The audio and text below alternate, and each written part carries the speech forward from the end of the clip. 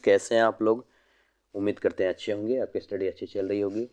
Class 10th में हमने इससे पहले मॉड्यूल 1 पूरा 1 घंटे में कंप्लीट करवाया था, जिसका वीडियो ऐप पे हमने दे रखा है और हमने यूट्यूब पर भी इसको प्रोवाइड कर दिया है।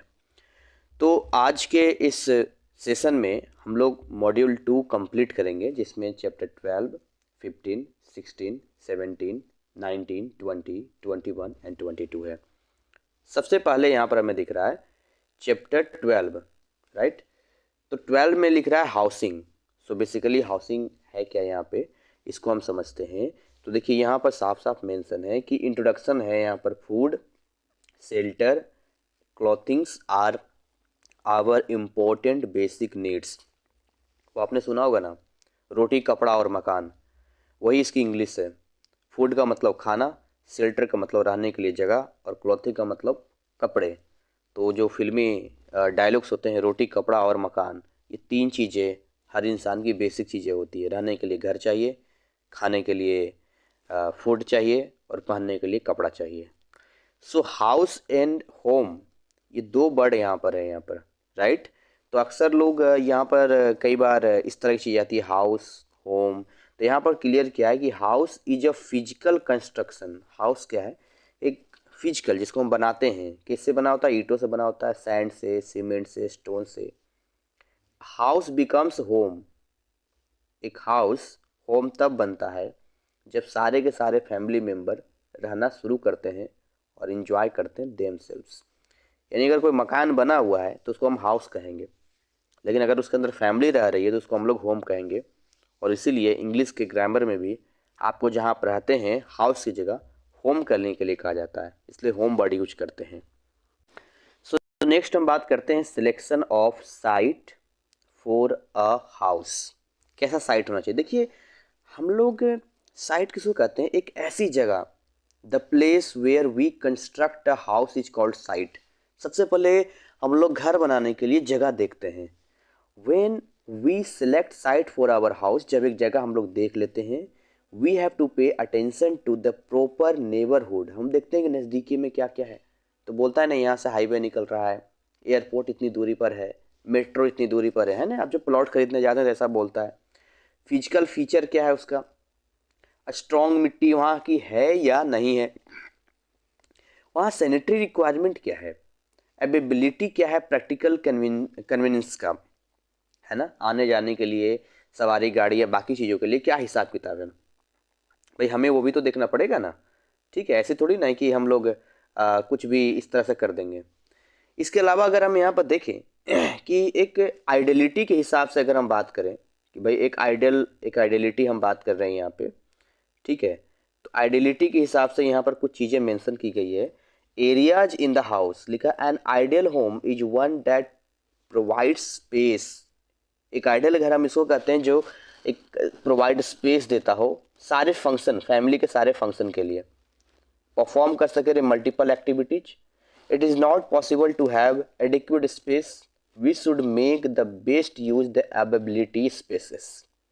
Only then we will able to make the house functional and comfortable for all the occupants. तो मतलब एक घर होना चाहिए जो खुला होना चाहिए, बढ़िया होना चाहिए, ये मीनिंग ये है। दूसरी बात, हमें वहाँ के हाइजीन को मेंटेन करना होगा, इनसाइड का भी और आउटसाइड का भी। बाहर गंदगी, अंदर बाहर दोनों जगह नहीं होनी चाहिए। सो 3 एस्पेक्ट्स नीड, हम बोलते स्पेशल केयर। एक तो लाइट वहाँ आना चाहिए, दूसरा वेंटिलेशन होना चाहिए, अंदर की हवा बाहर जानी चाहिए, बाहर की हवा अंदर आनी चाहिए, और तीसरा सैनिटेशन होना चाहिए, साफ सफाई की। So proper arrangement should be made for natural lighting and artificial lighting. देखिए, नेचुरल लाइटिंग भी होनी चाहिए, धूप कितने टाइम तक आता है, वहाँ धूप पहुँचती है कि नहीं पहुँचती, ऐसा तो नहीं अंधेरा रहता है। और अंदर में आर्टिफिशियल लाइटिंग भी लगानी पड़ेगी। As regard sanitation, attention to be pay to maintenance of, भाई साफ सफाई, क्लीननेस रखना पड़ेगा, है ना। कूड़े करकट को रिमूव करना होगा, डिस्पोजल होना चाहिए, एक्स्ट्रा, ये सारी चीज़ें। इसके साथ में हम मेंटेनेंस करेंगे क्लीननेस के, जिसमें हमें daily cleaning, weekly cleaning, seasonal cleaning. घर में देखते हैं रोज़ सफाई होती है, हफ्ते की एक सफाई होती है ना, साल में एक सफाई होती है। तो यही मेन चैप्टर था इसका आपका, जो कि हाउसिंग के ऊपर था। आइए हम आगे आते हैं चैप्टर 15 पे। So this is your next chapter 15, time and energy. देखिए, हमें टाइम एंड एनर्जी को मैनेज करना बहुत ज़रूरी है।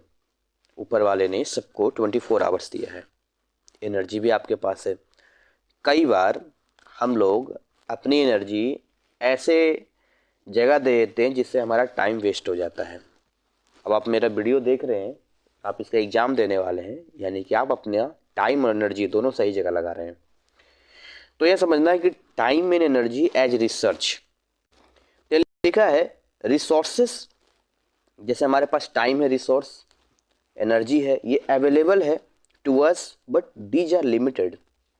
आपकी एनर्जी भी लिमिटेड है, आप एक समय तक एनर्जेटिक रहेंगे, टाइम भी आपका निकलता जा रहा है। So we have to use these wisely and efficiently, इसलिए बहुत ही बुद्धिमानी से और ऐसा लेना होगा जिससे ज़्यादा से ज़्यादा इफिशियंट हो सके, ज़्यादा से ज़्यादा इसका यूज कर पाएँ। इससे इफिशियंट का मतलब तो वही होता है। तो हमें एक शेड्यूल करना होगा, टाइम प्लान, है ना। या आप अपने एजुकेशन, अपने पढ़ाई स्टडी के लिए भी कर सकते हैं, अपने लाइफ के लिए कर सकते हैं, गोल बना सकते हैं। A time plan is an advance plan of what we are going to do in a given time period. आने वाले समय में हम क्या करने वाले हैं, हमारे पास एक प्लान होना चाहिए। स्टेप्स इन टाइम प्लानिंग, जब हम लोग स्टेप बनाते हैं ना कि क्या क्या टाइम प्लानिंग का होगा, सबसे पहला होना चाहिए लिस्टिंग ऑल एक्टिविटीज। सारी एक्टिविटीज को लिस्ट कीजिए, लिस्टिंग नहीं, लिस्टिंग, लिस्ट बनाइए। दूसरा, ग्रुपिंग फ्लैक्सिबल एंड इनफ्लैक्सिबल एक्टिविटीज। देखिए कि ऐसे कौन कौन सी एक्टिविटी जिसको आप आसानी से कर सकते हैं, और ऐसे कौन कौन सी एक्टिविटी है जो कि आपको करने के लिए थोड़ा सा एफर्ट लगाना पड़ेगा।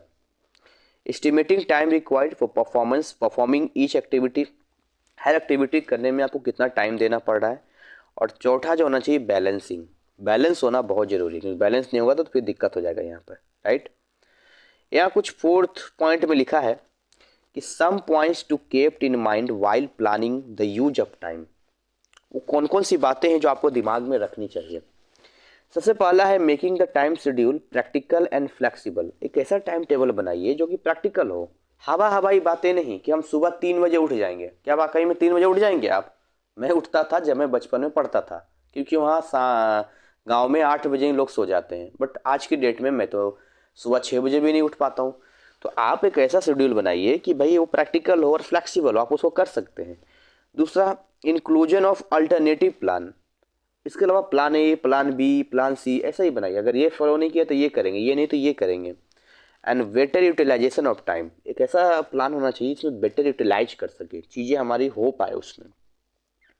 अच्छा, क्या एडवांटेज है? एडवांटेज है जो प्रिपेयरिंग अ टाइम प्लान। देखिए, इससे फ़ायदा क्या होता है ना कि टाइम प्लान हमें अपने काम को समय पर फिनिश करने में मदद करता है, जिससे कि हम अपने काम को एक बेटर क्वालिटी दे पाते हैं, अच्छे से उस काम को कर पाते हैं। इसमें लिखा है ना, कि 6 वे ऑफ सेविंग एनर्जी। अपनी एनर्जी को भी सेव करना जरूरी है।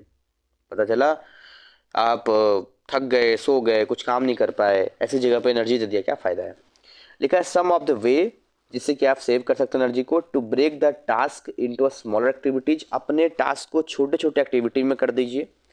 टू कट एक्स्ट्रा मूवमेंट, है ना, एक्स्ट्रा काम जो है उसको हटा दीजिए। जो फालतू की चीज़ें हैं उसको देखिए कहाँ कहाँ, उसको हटा दीजिए। जो बेकार की चीज़ें हैं जिसमें आप बेवजह परेशान होते हैं। To combine activities to perform activities a better order. एक ऐसा कॉम्बिनेशन एक्टिविटी का सेट कीजिए जिसके बाद एक ऑर्डर सही से बन पाए। अब ऑर्डर का मतलब क्या होता है? पहले क्या करते हैं, सुबह उठते हैं, है ना, फ्रेश होते हैं, फिर ब्रश करते हैं, फिर खाना खाते हैं, नहाते हैं, फिर खाना खाते हैं, एक ऑर्डर है ना, ऐसे ही ऑर्डर बनाइए। To be more skilled at the work, काम के टाइम ऐसा सुनिए स्किल ज़्यादा हो। To use the correct posture, सही तरीका। To work at proper height, height अच्छा रखिए। To use labour saving devices. अच्छा, लेबर सेविंग डिवाइस मतलब ऐसे डिवाइस यूज कीजिए जिससे कि आपको लेबर का या काम का मदद मिल जाए। मतलब एक होता है हार्ड वर्क, स्मार्ट वर्क। तो देखिए जैसे आजकल एआई टूल्स लोग यूज करते हैं, आर्टिफिशियल इंटेलिजेंस, समय बच जाता है उनका, है ना। तो ऐसे करके आप अपने आप को, टाइम को सेव कर सकते हैं, एनर्जी सेव कर सकते हैं। तो ये चैप्टर 15 में आपका कंप्लीट हो गया। अब आते हैं चैप्टर 16 पे। क्या बढ़िया चैप्टर है चैप्टर 16, मैनेजिंग फैमिली इनकम। मुझे तो कई बार लगता है कि home science, political science, sociology, psychology, sociology, है ना, सोशल साइंस, ये सब तो ज़रूर पढ़ना चाहिए। ये केवल सिलेबस ही नहीं है, ये हमारे जीवन में सीख देती है, हमें सिखाता है, देखिए ना, इससे पहले हमने पढ़ा टाइम एनर्जी कैसे मैनेज करना है, अब हम पढ़ रहे हैं मैनेजिंग फैमिली इनकम। क्या ग्रेट टॉपिक है। फैमिली इनकम को कई लोगों को मैनेज ही नहीं करना आता है। तो ये सब चीज़ें केवल पढ़ाई के लिए नहीं है, अपने जीवन में फॉलो करने के लिए है। इनकम होता क्या है, वट इज अर्न, क्या आपने कमाया है, in the form of money के रूप में, which comes in to family is called its income, उसकी इनकम कहलाती है। जब हम फैमिली इनकम की बात करते हैं तो family income is the income from all the sources, जैसे कि सैलरी ऑफ फैमिली की, कितने मेंबर्स हैं सारे लोगों को मिला दीजिए, कहाँ कहाँ से रेंट्स आ रहा है, इंटरेस्ट कहाँ कहाँ से मिल रहा है ना, बैंक से मिल रहा है या किसी और स्किल हो सकता है फैमिली मेम्बर का हो उससे आ रहा हो। तो ये एक तो इनकम हो गई जी, एक हो गई फैमिली की इनकम, तो सारे लोगों का हो गया। अब देखिए एक्सपेंडिचर, क्या खर्चा हो सकता है, खर्चा भी तो होगा, एक्सपेंडिचर भी तो होगा। तो whatever money we spend from the income of buying, for buying, खरीदने के लिए या अलग अलग नीड्स को फुलफिल करने के लिए जो करते हैं उसी को एक्सपेंडिचर कहते हैं। सेविंग क्या होता है, saving is the money set side by the family for use in the time of need, जब जरूरत होगा उस टाइम पे यूज करेंगे, उसको सेविंग कहते हैं। स्पेंडिंग प्लान, एक प्लान होना जरूरी है। Spending plan is a plan approach to spend money, कि हमारा मंथली कहाँ कहाँ कितना पैसा कहाँ जाएगा, इसके लिए हमारे पास एक बजट होना चाहिए, प्लान होना चाहिए। बहुत बढ़िया चीज लिखा है यहाँ पे, how much to spend on each item, कितना खर्च करना चाहिए। So how much a family spends on the different item, how much एक फैमिली कितना डिफरेंट डिफरेंट आइटम पर खर्च करती है, डिपेंड करता है अलग अलग फैक्टर्स पे, जैसे उनकी इनकम कितनी है, कहते हैं ना जितनी चादर उतनी पाँव पसारनी चाहिए, साइज ऑफ द फैमिली कितनी है, एज ऑफ फैमिली क्या है ना, प्लेस क्या है रेसिडेंस का, स्किल क्या है, सेविंग क्या है, सारी चीज़ें देखनी पड़ती है ना। बुजुर्ग होंगे तो दवाई है तो देना ही पड़ेगा आपको, अब स्कूल का खर्चा देना ही पड़ेगा आपको। बैलेंसिंग, बैलेंसिंग क्या है, कहता है they are two ways of balancing, earn more, या तो ज़्यादा कमाइए, या कट डाउन द एक्सपेंडिचर, यानी अपने खर्चों को कट कीजिए। देखिए मेरा मानना है एक लिमिट तक ही आप अपने खर्चे को कट कर सकते हैं, भूखे तो रहोगे नहीं, एक लिमिट तक ही कॉम्प्रोमाइज कर सकते हो।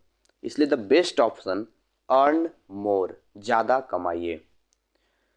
अब कोई 20,000 रुपये कमा रहा है तो उसका तो बेसिक नीड भी पूरा ढंग से नहीं होगा, तो उसमें एक्सपेंडिचर क्या कट करेगा वो, बताइए।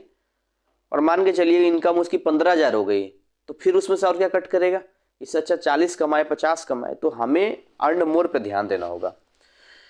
Characteristics of a good budget, एक अच्छे बजट जो कि हम फैमिली का बनाते हैं उससे क्या करेक्टर होना चाहिए, देखिए गुड एक्यूरेट एस्टिमेट होना चाहिए इनकम का, कि हमारे इनकम का एक्यूरेट क्या है, कितना है, और एक्यूरेट एस्टिमेट होना चाहिए खर्चे का, क्योंकि अगर ये हमें पता है कि हमारी इनकम 50,000 है, खर्चा 30,000 है, तो हमें 20,000 सेविंग कर सकते हैं।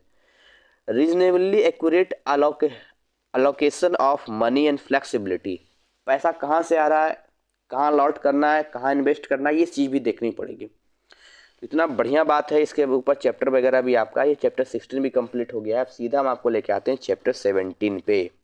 दिस इज योर चैप्टर 17, और ये भी बहुत ही प्यारा टॉपिक है, लाइफ बिगिंस, जीवन की शुरुआत। कहाँ से होती है जीवन की शुरुआत, माँ के गर्भ से, वहाँ से होती है जीवन की शुरुआत। Women carriage the unfertilize egg, आप सभी जानते हैं, साइंस में पढ़े हैं, स्त्रियों के पास, लेडीजों के पास है ना, वुमेन्स के पास एग होता है, ओवम होता है जो अनफर्टिलाइज होता है, और उनके गर्भाशय वोम में होता है। और मैन कैरी क्या करता है, स्पर्म, शुक्राणु, इनके पास अंडाशय, इनके पास शुक्राणु। कॉन्सिक्वेंटेंट टू द सेक्सुअल कॉन्टेक्ट, जब उनके बीच में फिजिकल रिलेशन होता है मैन और वेमेन का, तो जो स्पर्म है वो एक को जाता है, किसी एक को फर्टिलाइज करता है, इस प्रोसेस को फर्टिलाइजेशन कहते हैं।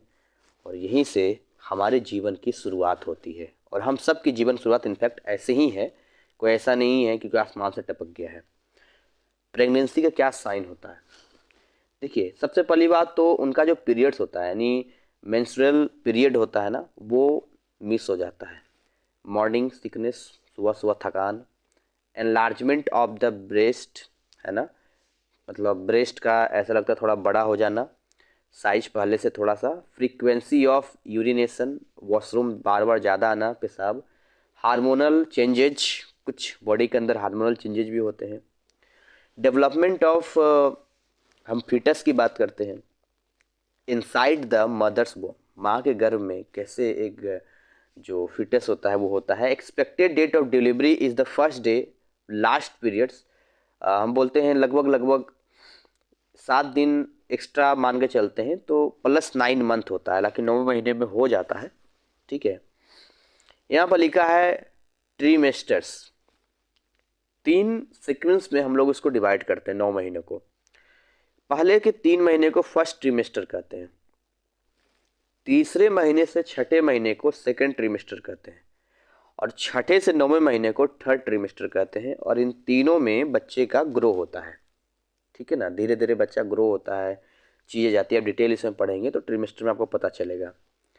क्या फैक्टर्स होता है अफेक्टिंग द ग्रोइंग फीटस का? देखिए, मदर के इमोशनल स्टेट का भी उस पर असर पड़ता है। उस टाइम पे मदर का इमोशनल स्टेट कैसा है, मेंटल स्टेट कैसा है, इसलिए कहा जाता है माँ को खुश रखिए, अच्छा रखिए। ठीक है, मदर्स की डाइट कैसी है ये भी देखनी पड़ेगी आपको, मदर की एज क्या है ये भी देखना पड़ेगा, क्या क्या मेडिसिन्स मदर ले रही है, इसका भी बच्चे का असर पड़ता है, क्योंकि बच्चे की नाभि और माँ के नाभि से कनेक्शन होता है। जो भी माँ सोचेगी, खाएगी, पिएगी, सारा बच्चे को जाएगा। इसके अलावा बीमारियाँ देखना होता है कि कोई बीमारी तो नहीं है मदर को, ड्रग्स एंड स्मोकिंग तो नहीं है, लेती है, करती है। ठीक है, इसको लिखा केयरिंग फॉर प्रेग्नेंट वोमेन, इसको बोलते हैं हम लोग प्रीनेटलिस्ट एज, एक एज सही होना चाहिए प्रेगनेंसी के लिए। मेडिकल चेकअप हो तो ज़्यादा अच्छा है, जिससे पता चल सके शरीर में कैल्शियम, आयरन, है ना, क्या क्या चीज़ों की कमी है, क्या होना चाहिए। न्यूट्रिशन अच्छा होना चाहिए, वेट अच्छा होना चाहिए, टेकिंग मेडिसिन ज़रूरत पड़े तो ले सकते हैं, क्लोथ्स टू बी वॉर्न, है ना, कपड़े जिससे हम बोलते हैं, और एक्सरसाइज एंड रेस्ट, ये भी हमें देखना पड़ेगा, क्योंकि एक्सरसाइज करने से भी चीज़ें सही होती है। आगे लिखा है सेफ डिलीवरी। सेफ डिलीवरी का मतलब क्या है? डिलीवरी कैसे होनी चाहिए? सेफ होनी चाहिए। डॉक्टर होते हैं, नर्सेस होते हैं, तो सही से होना चाहिए। हाइजीन का ध्यान रखा जाता है। ठीक है, हाइजीन में सबसे पहले, है ना, clearing the new born baby, छोटे बच्चे जो होते हैं उसको पहले साफ करते हैं। केयर द कट कोड, ठीक है। इम्यूनाइजेशन, इम्यूनिटी अच्छी होनी चाहिए मदर की, तभी बच्चे का इम्यूनिटी अच्छा होगा। अक्सर इम्यूनिटी आपने कोरोना के टाइम में सुना है। अच्छा न्यूट्रिशन लेंगे, शरीर में रोग प्रतिरोधक क्षमता। न्यूट्रिशन में बच्चे को देखेंगे तो ब्रेस्ट फीडिंग, माँ का जो दूध होता है, और दूसरा बॉटल फीडिंग, जो बॉटल से दूध पीता है यहाँ पे। और उसके बाद है प्लानिंग द फैमिली, फिर फैमिली की प्लानिंग, आगे कैसे क्या करना है हम कर सकते हैं, कि अगला बच्चा करना है, नहीं करना है, या इसको कैसे पलना है, कैसे बढ़ना है, सारी चीज़ें। तो इतना बढ़िया आपका ये मतलब सब्जेक्ट है होम साइंस का, मतलब मेरे पास तो ये सब सब्जेक्ट नहीं था, लेकिन अच्छा लग रहा है, बहुत बढ़िया चीज़ सिखाता है ये, एक अच्छा ह्यूमन बींग बनाता है। चलिए इनमें आगे आते हैं चैप्टर 19 पे, और उसके बाद 20, 21, 22 लगातार ही रहेगा आपका, 19, 20, 21, 22, उसको हम देख लेते हैं। So this is your housing, what is a family, है ना, फैमिली क्या होता है। The traditional definition of family is, जो पुराने जमाने से परंपरागत तरीके से परिभाषा दिया गया है, family is a fundamental unit of society. हमारे सोसाइटी में जितने लोग हैं, एक एक यूनिट फैमिली में लाते तब तो सोसाइटी बनती है। Where 2 or more people are related to each other either by marriage, blood, adoption and share a common roof, kitchen and source of income। हम फैमिली तब कहते हैं जब 2 या 2 से ज़्यादा लोग एक दूसरे से रिलेट करते हैं, शादी हो सकती है, ब्लड रिलेशन हो सकता है, गोद लिया हो सकता है, या वो शेयर करते हो एक ही छत के नीचे किचन को और अपने सोर्स ऑफ इनकम को, एक ही इनकम में चल रहे हो, that is known as family, उसको हम लोग फैमिली कहते हैं, राइट। आगे हमें यहाँ पर फैमिली लाइफ साइकिल की बात करते हैं। यहाँ पे the stages of family cycles are as under, पहला होता है बिगिनिंग स्टेज। बिगिनिंग स्टेज में क्या होता है, इंडिपेंडेंट यंग एडल्ट, इंडिपेंडेंट है, किसी पर डिपेंडेंसी नहीं है, खुद इनकम कर रहे हैं, यंग है, जवान है, एडल्ट है। दूसरा होता है मैरिज, यानी आप बोल सकते हैं कुंवारा या शादीशुदा, शुरुआती स्टेज तो यही है। अब उसके बाद आता है एक्सपेंडिंग स्टेज, ये तो बिगिनिंग हो गया। एक्सपेंडिंग में क्या जाएगा, अब एक्सपेंडिंग स्टेज में जाएगा, देखिए या तो पेरेंटिंग होगा, पेरेंट होंगे वो, या फिर वो सेटलिंग करेंगे चिल्ड्रन का। भाई शादी कर लिया, शादी करने के बाद पेरेंट या तो खुद बच्चे रखिए या तो बच्चे को सेटल कीजिए, कहाँ आपको रखना है, कैसे रखना है, या जो भी हिसाब किताब आपका, ठीक। उसके बाद आता है कॉन्ट्रैक्टिंग स्टेज, यानी लास्ट का जो कि होता है रिटायरमेंट। ये तीन मतलब बिगिनिंग स्टेज, एक्सपेंडिंग जहाँ बढ़ना होता है एक्सपेंड, जहाँ कॉन्ट्रैक्ट यानी कि अब कम होना है तो वो कॉन्ट्रैक्टिंग स्टेज हो गया। Taking care of family members, कैसे हम लोग फैमिली मेम्बर्स का केयर रखते हैं। देखिए एक तो केयर करना होता है प्रेगनेंसी के दौरान, या इन्फेंसी का भी हो उस समय केयर करना होता है, यंग चिल्ड्रन का हमें ध्यान रखना पड़ता है, या मान के लिए बच्चे बड़े हो गए हैं, है ना, या एडोलेसेंट हैं, थोड़े 17-18 साल में आ गए हैं, तब भी हमें उनका ध्यान देना होता है। हमें सेटलिंग करनी पड़ती है फैमिली का, कहाँ पढ़ेगा, क्या होगा, क्या फ्यूचर जाएगा, कैसे क्या कहाँ भेजना है। और केयर ऑफ द एल्डरली, घर में बूढ़े बुजुर्गों का भी हमें ध्यान रखना पड़ता है। इस तरीके से हम लोग फैमिली मेम्बर्स का केयर करते हैं। क्या रोल होता है फैमिली का इन डिफरेंट इफेक्टिव बोल सकते हैं इन पर्सनल रिलेशनशिप में। तो लिखा है फैमिली रिलेशनशिप अच्छा होना चाहिए और वैल्यूज इन लाइफ होनी चाहिए, एक दूसरे का दूसरे पे लाइफ में पता होना चाहिए कि इसकी कितनी वैल्यू है हमारे लाइफ में। कोई किसी को बोल दे कि मैं तुम्हें 1 करोड़ रुपया दूंगा, क्या तुम इसको छोड़ दोगे? वो कहता है कि हाँ छोड़ देंगे, तो फिर किसी को वैल्यू ही नहीं है, 1 करोड़ की वैल्यू है। कहता नहीं तुम जितना पैसा दे दो भाई, हम ऐसा नहीं, इसको छोड़ नहीं सकते, हमारा बच्चा है ये, हमारी वाइफ है, हमारे मम्मी पापा है, या जो भी हमारे रिश्तेदार है, हमारा भाई है, तो उसकी वैल्यू है फिर उसके लाइफ में, ठीक। तो चैप्टर 19 भी हो गया। 20, 21, 22, 20 पे आते हैं हम लोग। So this is your next chapter, adolescence, युवा अवस्था, है ना, चार्म्स एंड चैलेंजेज। इसमें बहुत संभलने की ज़रूरत होती है और सही माहौल का होना इसमें बहुत ज़रूरी है। OMG 2 मूवी मैंने देखी, तो बेसिकली एडोलेसेंस के ऊपर ही हुए वो है, और हर पेरेंट्स को देखनी चाहिए और समझनी भी चाहिए कि कुछ फिजिकल ऐसे हमारे बॉडी के हार्मोनल चेंज होते हैं जो हमें किसी खास एक्टिविटी के लिए कहीं ना कहीं अट्रैक्ट करते हैं।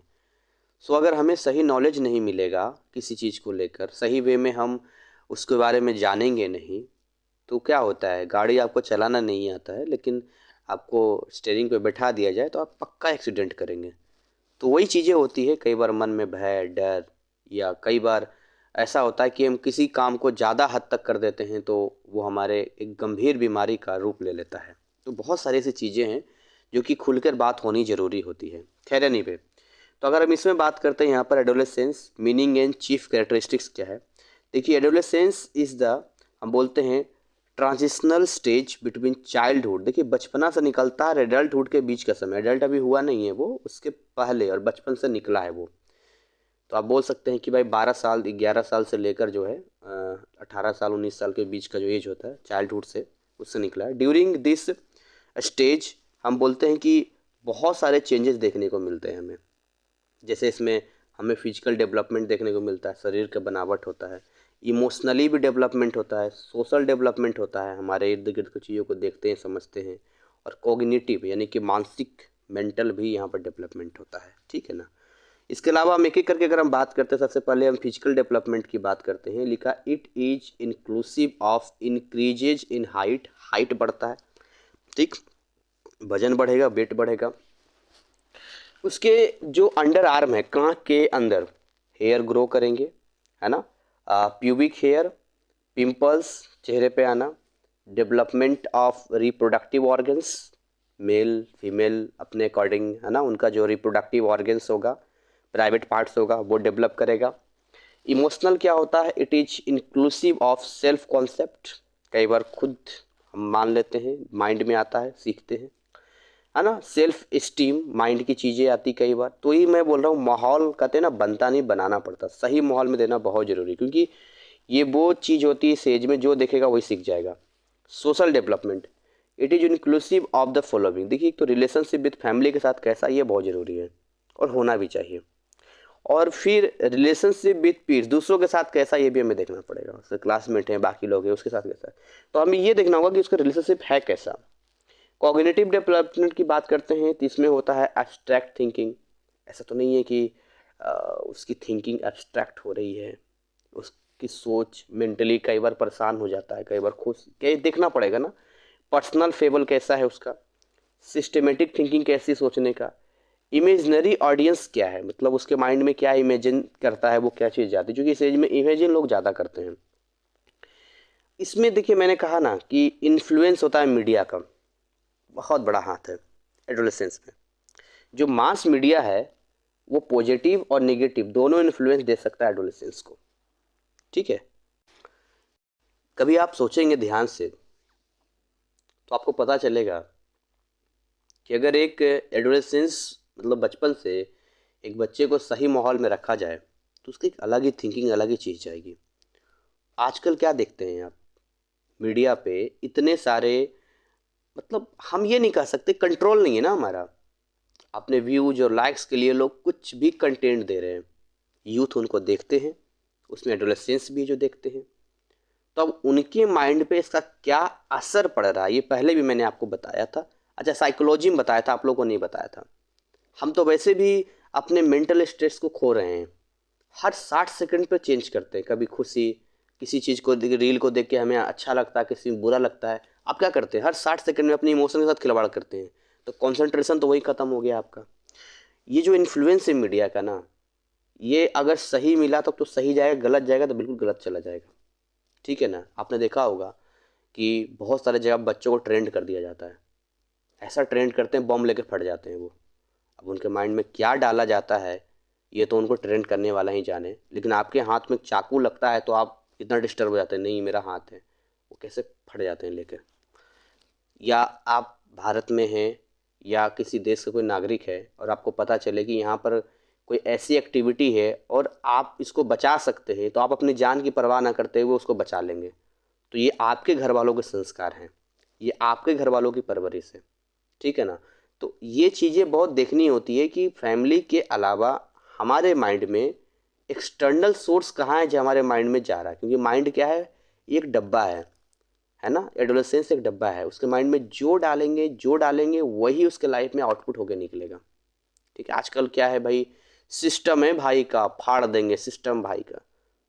रियलिटी और रील दोनों में फ़र्क होता है, पर आज के यूथ जो 18 साल से नीचे वाले समझते नहीं इन चीज़ों का, ठीक है। क्योंकि जब तक आप एक रियलिटी में नहीं आते हैं ना, आपको पता नहीं चलता है, हवा हवाई बातें चलती हैं। कई बार कुछ एक्टिविटी में पकड़े गए, पुलिस के 2-4 डंडे लग गए, या कई बार कुछ ऐसी चीज़ें हुई कि फैमिली को लेकर टेंशन है, यार ये पैसे अरेंज कैसे होंगे, या मान लो कि हमें दिख रहा है कि हमारा इनकम इतना है, हम कैसे बढ़ेंगे, हमारी ये, तब जाके हमें समझ में आता है। तो हवा हवाई बातें आजकल तो एडोलेसेंस वाले बच्चों में देखते हैं सिगरेट फूकते मिलते हैं, सिगरेट फूक रहे हैं, क्या कहेंगे आप उसको। तो वो सारी चीज़ें होती, कहीं ना कहीं मीडिया का असर होता है, ठीक है। बोलो जुआ केसरी, आजकल तो वैसे भी ये लोग कुछ ज़्यादा ही अच्छा बना दिए हैं, सट्टेबाजी से लेकर ये ऐप करो वो ऐप करो, सब जुआ खेल रहे हैं। खैर नहीं भाई, आपका ये कंप्लीट हो गया यहाँ पे चैप्टर 20। अब दो हमारे पास केवल बचा है, 21 22, जिसको हम कंप्लीट करने वाले हैं। ये आपका चैप्टर 21 है। अभी हम चर्चा कर रहे थे कि आपके परवरिश में आपके फैमिली का क्या रोल है, आपके फैमिली ने कैसे संस्कार आपको दिए हैं। तो एथिक्स इन डेली लाइफ, कुछ वैल्यूज होते हैं हमारे लाइफ में, है ना, जिसको एथिक्स कहते हैं, रूल्स कहते हैं। Values are ideas and believes we hold and are learn from childhood, अपने बचपन से सीखते हैं हम। They are imbibed from our parents, हमें अपने पेरेंट्स से मिलता है। इमीडिएट सराउंडिंग, जहाँ रहते हैं उसके इर्द गिर्द से मिलता है, इसलिए माहौल अच्छा होना बहुत ज़रूरी होता है। Ethics test our values, ethics क्या, हमारे वैल्यूज के टेस्ट है। It is the way we behave in a difficult situation, जब सिचुएशन डिफ़िकल्ट हो उस टाइम पे हम कैसा बिहेव करते हैं, क्या हमारा रवैया है, क्या हमारा तरीका, उसी को एथिक्स कहते हैं, ठीक है ना।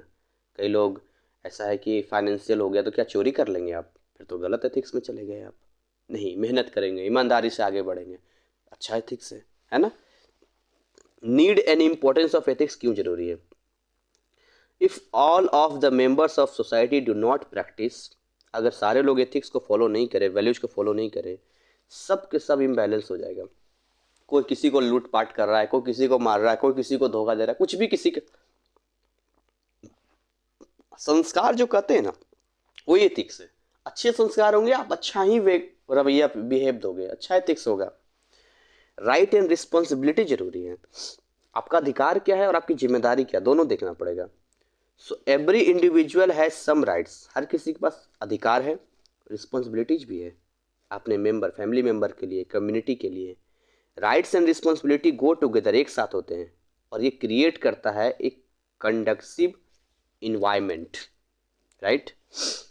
केयरिंग एंड रिस्पेक्टिंग अदर, पहली बड़ी बात तो ये है कि हमें दूसरों की नीड यानी ज़रूरत जो होती है उसको रिस्पेक्ट करनी चाहिए।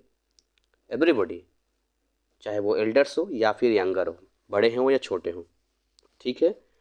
Dignity of labour, dignity of labour मतलब होता है that all jobs are respected, सारे काम बड़े ही सम्मानीय हैं, चाहे वो नाली साफ करने वाला हो, कूड़ा बीनने वाला हो, या फिर एक IAS ऑफिसर हो। No occupation is considered superior over other, कोई भी काम दूसरे से बहुत सुपीरियर हम नहीं कर सकते हैं। वरना आपके घर का नाली कौन साफ करेगा, साफ सफाई कौन करेगा? आप करोगे क्या? नहीं करोगे ना। तो जो काम आप नहीं कर सकते कोई और कर रहा है तो रिस्पेक्ट तो देनी पड़ेगी ना आपको। भाई जो काम वो कर, अगर आप कर सकते हो तो ठीक है, कोई दिक्कत नहीं, रिस्पेक्ट मत दो, बट उसको नीचा कैसे कर रहे हो आप?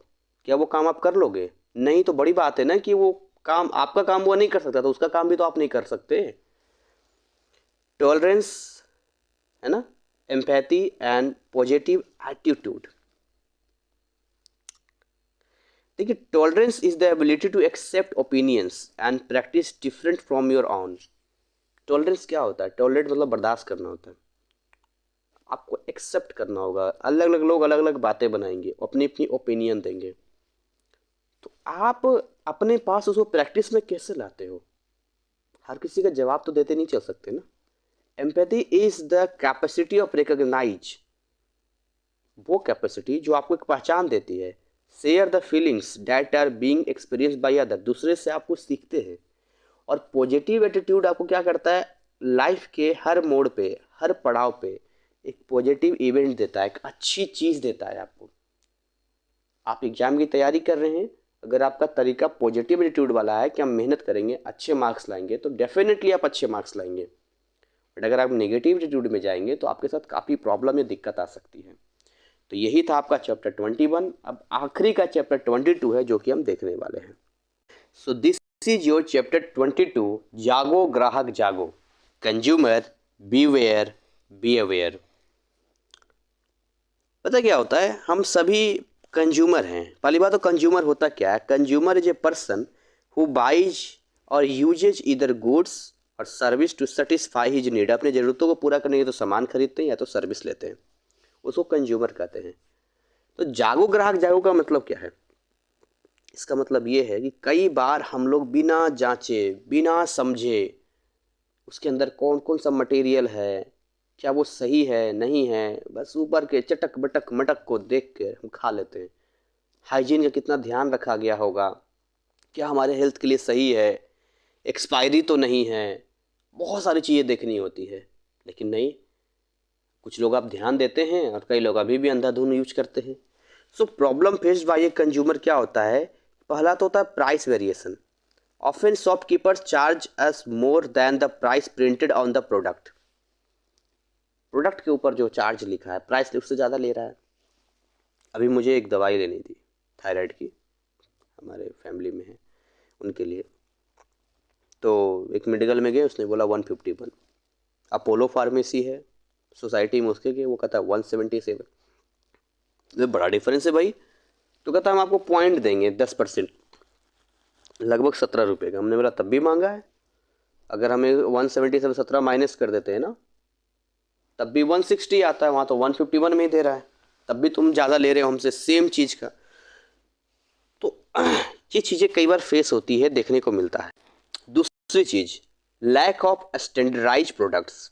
कई बार हम लोग मार्केट इज फ्लडेड, भरा होता है ऐसे मटेरियल से जिनका जो स्टैंडर्ड होता है ना वो कमी होता है। स्टैंडर्ड मतलब क्या होता है, जब एक प्रोडक्ट बनती है तो उससे कई मापदंडों से, कई मानदंडों से, गवर्नमेंट के एजेंसी से, बाकी चीज़ों से गुजरना पड़ता है। वो चेक करते हैं हाइजीन है कि नहीं है, साफ़ सफाई है, मटेरियल सही है, तो उसको हम एक स्टैंडर्ड प्रोडक्ट कहते हैं। पर मार्केट में तो बहुत सारे प्रोडक्ट हैं, ठीक है। तो the shopkeepers claim that these substandard products are better and are ready to give us guarantee for them. दुकानदार आपको क्या बोलता है, क्लेम करता है, अरे ले जाइए, अरे बहुत बढ़िया है यार, गारंटी हम देते हैं। So the reason is they get a much higher commission on this products. क्यों बोलते हैं वो, क्योंकि उन प्रोडक्ट्स पर उनको ज़्यादा कमीशन मिलेगा, वो बेच देते हैं, आप ले लेते हैं। आप अपने अकॉर्डिंग देखिए ना, वो जो बोल रहा है उसको मत देखिए, आप अपने अकॉर्डिंग चेक कीजिए कि उसमें एफएसएसआई का है ना, जीएमपी, एफएसएसआई, भारत सरकार का, ये सब चेक कीजिए उसके अंदर मटेरियल क्या है। जैसे कि अब जितने खाने पीने की चीज़ें, अगर उसमें पाम ऑयल है या वेजिटेबल ऑयल है, और अगर वो दूसरे या तीसरे नंबर पर है, ऐसे प्रोडक्ट को रोज़ ना खाएं। महीने में 1-2 बार खा ले तो खा ले, रोज़ ना खाएं, क्योंकि पाम ऑयल किसी के लिए भी सही नहीं है, छोटा बड़ा बच्चा किसी के लिए नहीं सही है। अगला बात करते हैं imitation. We come across the products that imitate the packaging. Popular brand हम देखते हैं, भैया बहुत पॉपुलर ब्रांड है, बहुत बढ़िया इसका पैकेजिंग है, हम लोग कई बार नाम पे ही चले जाते हैं। Often the brand names are made to fool the customers. बेवकूफ़ बनाने के लिए किया जाता है। बहुत सारे फेमस ब्रांड है बिस्किट, आप देखिएगा हर जगह पाम ऑयल यूज हो रहा है, उसके ऊपर गाय का फोटो मिलेगा, दूध, क्रीम, मलाई, हरी सब्जियां। तो क्या लगता है आपको, वो सब में लिखते हैं ये इमेजनरी है, इनका हमारे प्रोडक्ट से कोई लेना देना नहीं है। आपको पता है जो जूस पीते हैं ना आप, नाम नहीं लूँगा मैं, लेकिन जो जूस पीते हैं आप पैकिंग वाले, आपको जान के हैरानी होगी उसके अंदर फल होता ही नहीं है, वो पूरी की पूरी केमिकल से बना होता है। क्या आप बात कर रहे हैं सर, बिल्कुल सही बोल रहे हैं। वो जो फ्रूट्स उसमें छपे होते हैं ना, वो बिल्कुल लिखा होता है ये बस एक इमेजनरी है। ऐड आप देखिएगा, आपके घर में अगर बड़ा टीवी होगा तो ऐड देखिएगा, ऐड के नीचे ना लिखा रहता है कुछ, इसका इससे कोई लेना देना नहीं है, बस फिर भी ऐड आपको दिखाते हैं। तो ये बेवकूफ़ बनाने के लिए केवल होता है, ताकि आपके माइंड के साथ खिलवाड़ कर सके। अगर इसको ज़्यादा समझना है तो एक मूवी है मेड इन चाइना, उसको देखिएगा, राजकुमार की मूवी है, और बहुत ही अच्छे तरीके से परेश रावल ने उसमें बताया है कि एक बिजनेसमैन कैसे खिलवाड़ करता है एक कंज्यूमर के माइंड में। और एक साउथ की भी मूवी है, मुझे ध्यान नहीं, इसमें हीरो मर जाता है, कुछ मूवी का नाम ध्यान नहीं, वो भी इसी के ऊपर है। अगला बात करते हैं हम लोग एडल्ट्रेशन। एडल्ट्रेशन क्या होता है, तो नेक्स्ट है अडल्ट्रेशन। ये क्या करते हैं, ज़्यादा प्रॉफिट कमाने के चक्कर में मैन्युफैक्चरर या दुकानदार, है ना, कुछ चीज़ें या तो उसमें ऐसी चीज़ें ऐड कर देते हैं, या हम ये कह सकते हैं कुछ अच्छी चीज़ें, वाइटल एलिमेंट्स हटा देते हैं, क्योंकि बनाने में ज़्यादा पैसा लगेगा ना, इसीलिए। उसके बाद नॉन अवेलेबिलिटी, ब्लैक मार्केटिंग करते हैं, और होर्डिंग्स। अब क्या है ये कि अपना एक एनुअल बजट के पहले हर साल शॉपकीपर क्या करता है कि एक्सपेकुलेट करता है एंड इंक्रीज करता है उनके प्राइसेस को, है ना, होर्डिंग लगाता है ना। इसके अलावा देखते मार्केट में चीज़ें हैं ही नहीं, अब वो ढूंढ रहे हैं, आप क्या कर रहा है, ब्लैक मार्केटिंग कर रहा है वो। कई बार देखते हैं प्याज का स्टॉक कर लेता है, टमाटर का स्टॉक कर लेता है, कितना महंगा हो जाता है। तो इस तरह की चीज़ें भी करता है। कई बार होर्डिंग लगा देता है कि आप एक के साथ ये ले सकते हैं, ये ले सकते हैं, ऐसा कर सकते हैं, वैसा कर सकते हैं, इस तरह की चीज़ें भी करता है। तो ये जो चीज़ें आपको देखने को मिलती है, ये सब कहीं ना कहीं कस्टमर को बेवकूफ़ बनाने के लिए होता है। एक बार तो एक दुकान में लिखा था कि ये दुकान जो है ये हो गई है, कल बिकने वाली है, बिक चुकी है, बस जो सामान है उसको निकाला जा रहा है। कुछ दिन बाद में गया वहाँ से, तब भी वही चीज़ लिखा है, तो मतलब रोज़ यही चीज़ लिखा हुआ है, तो कस्टमर को बेवकूफ़ बनाना है। खैर एनीवे, आगे बढ़ते हैं। Often weights have a hollow या false button bottom or may be dented, they measure less than what we have paid. जो हम पैसा देते हैं ना, कई बार उससे हल्का होता है वो। बिल्कुल सही सुन रहे हैं आप कोई भी सामान खरीदते हैं उसमें 100 ग्राम लिखा है, एक्यूरेसी थोड़ी ना 100 ग्राम ही रहता है, कई बार कम भी रहता है। तो इस तरह की चीज़ें भी देखने को मिलती है, मतलब डिफेक्टिव वेट्स मिल रहा है देखने को, है ना। इसके अलावा आज कई बार जो है मिसलीडिंग इन्फॉर्मेशन, है ना, या लैक ऑफ इन्फॉर्मेशन हो जाता है, इन्फॉर्मेशन की कमी है। लिखा it is notice that most of the products advertised are misleading and एक्सागेजरेटेड।